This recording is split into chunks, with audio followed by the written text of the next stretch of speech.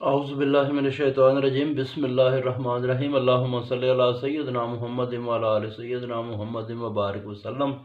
اچھا جی، چوتھے سپارے کے آخری رکوع میں اللہ تعالیٰ نے فرمایا تھا کہ کون سی عورتیں حلال ہیں شادی کے لیے، کون سی نہیں حلال۔ پانچویں پارے کے جو ہے نا وہ پہلی آیت میں پھر فرمایا کہ جو پہلے سے نکاح میں عورتیں ہیں وہ حلال نہیں ہیں، اس کے علاوہ جو ہے نا دوسری عورتیں جن کا نکاح نہیں ہوا تو وہ نکاح کر کے حلال ہوتی ہیں۔ آگے فرمایا کہ مال کے بدلے میں نکاح کرو، ٹھیک ہے جی، دینا پڑتا ہے نا عورت کو، یہ حق مہر بھی ہے، پھر جائیداد بھی ہوتی ہے، تو قید و مستی کو نہیں، نکاح کا حق مہر دو، دونوں اپنی رضا سے، دونوں اپنی رضا سے مہر میں حق مہر جو ہے نا وہ بے شک بدل لیں، ٹھیک ہے، کم کر لیں، زیادہ کر لیں، اللہ خبردار ہے، حکمت والا ہے۔ جو امیر صورت نہ پائے وہ غریب لونڈی سے نکاح کرے، ان کی اجازت سے نکاح کرو موافق دستور کے، اور جو جسم نہ بیچیں، مستی نہ نکالیں، چھپی دوستی نہ لگائیں۔ نکاح کے بعد برائی کی تو آدھی مار ہے، لونڈی کے لیے آدھی مار اور ایک آزاد عورت کے لیے پوری مار ہوتی ہے۔ صبر کرو تو بہتر ہے، اللہ بخشنے والا مہربان ہے۔ اللہ کی چاہت ہے کہ تم کو اگلے لوگوں کے راستے پر چلائے، معاف کرے، وہ جانتا ہے، حکمت والا ہے، چاہتا ہے تم پر کوئی توجہ کرے۔ اپنے مزوں سے تم لوگ بہت دور چلے جاتے ہو، کمزور بنے ہو، تم لوگ کمزور ہو، انسان کمزور ہے نا، اللہ بوجھ اتارتا ہے۔ اہل ایمان ایک دوسرے کا مال نہ کھاؤ، نہ خون کرو، اللہ کا رحم ہے تم پر، جو یہ کرے گا تو یہ ظلم ہے، زیادتی ہے، وہ آگ میں جائے، اور یہ اللہ پر آسان ہے۔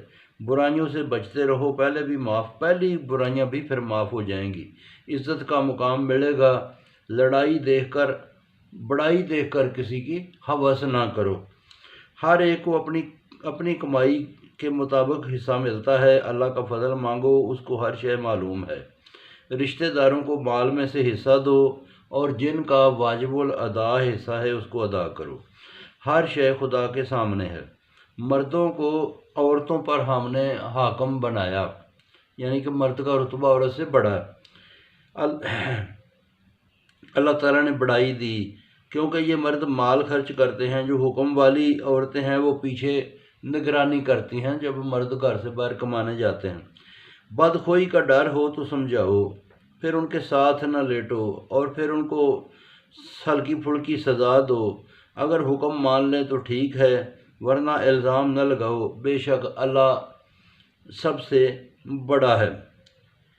ضد کریں تو مرد و عورت کو گواہ بنا لو، چاہیں تو اللہ پھر ان کو صحیح کر دے، جانتا ہے، خبر رکھتا ہے۔ بندگی کرو، شرک نہ کرو، ماں باپ سے نیکی کرو، رشتہ داروں سے، یتیموں سے، فقیروں سے، ہمسایہ، اجنبی، برابر کے رفیق، راہ کے مسافر، ہاتھ کے مال سے نیکی۔ بڑائی پر اترانا اللہ تعالیٰ کو پسند نہیں۔ بخل کرنا، سکھانا، چھپانا ذلت کی مار ہے۔ فضول خرچ شیطان کے ساتھی ہیں، برائی ڈھونڈتے ہیں۔ ایمان میں کیا نقصان، اللہ کو مانے، آخرت کو مانے، اللہ کو خبر ہے، ذرہ برابر بھی حق ملے گا، نیکی بھیجے گا تو آگے دگنا اجر پالے گا۔ قیامت میں ہر امت میں سے گواہ ہوں گے، نبی آخری امت پر گواہی دے گا، منکر کہیں گے کاش زمین میں چھپ جائیں، اور پھر وہ چھپ نہ سکیں گے، کچھ بھی خود نہ چھپا سکیں گے کچھ بھی خدا سے۔ اہل ایمان نشہ اور جنابت کی حالت میں بلا غسل نماز نہ پڑھو۔ سفر، بیت الخلاء سے آئے ہو یا عورت سے ملے ہو، پھر پانی نہیں تو تیمم کر لو، ہاتھوں پر ملو، ہاں اور منہ پر، اللہ معاف کرنے والا ہے۔